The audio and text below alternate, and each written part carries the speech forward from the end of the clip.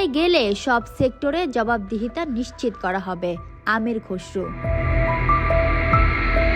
আগামীর বাংলাদেশ গড়তে হলে সব সেক্টরে জবাবদিহিতা ও স্বচ্ছতা নিশ্চিত করা হবে, এমন মন্তব্য করেছেন বিএনপির স্থায়ী কমিটির সদস্য আমির খসরু মাহমুদ চৌধুরী। তিনি বলেন, বিগত সরকারের আমলে ব্যাংক ও ইন্স্যুরেন্স খাতে ব্যাপক দলীয়করণ হয়েছিল, যার কারণে আর্থিক খাতের এ করুণ অবস্থা।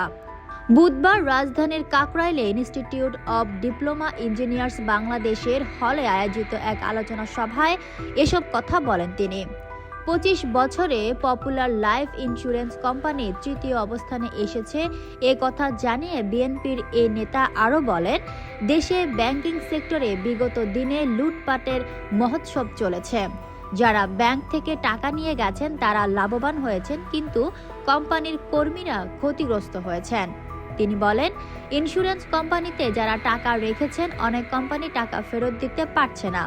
এরকম 20টি কোম্পানি আছে দেশে যারা লুটপাট করেছে। সেই সব ইন্স্যুরেন্স কোম্পানির অবস্থাগুলো আজ ভেবে দেখুন।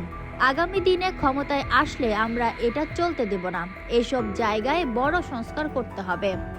বাংলাদেশে এতগুলো ইন্স্যুরেন্স কোম্পানির দরকার ছিল, এমন প্রশ্ন রেখে তিনি বলেন, বিগত সরকার দলীয় বিবেচনায় অনেক ইন্স্যুরেন্স কোম্পানিকে অনুমোদন দিয়েছে। পপুলার লাইফ ইন্স্যুরেন্স কোম্পানির 25 বছর পূর্তিতে আমির খসরু আরও বলেন, বিএনপি ক্ষমতায় গেলে এই খাতে বড় ধরনের সংস্কার করা হবে। সেই সাথে স্বচ্ছতা নিশ্চিতে আর্থিক সেক্টর দলীয়করণ মুক্ত করা হবে বলেও প্রতিশ্রুতি দেন। আগামীর বাংলাদেশ গড়তে হলে সব সেক্টরে জবাবদিহিতা নিশ্চিত করতে হবে বলেও জানান তিনি। Fatema Tuz Zohra, up to date news, Dhaka.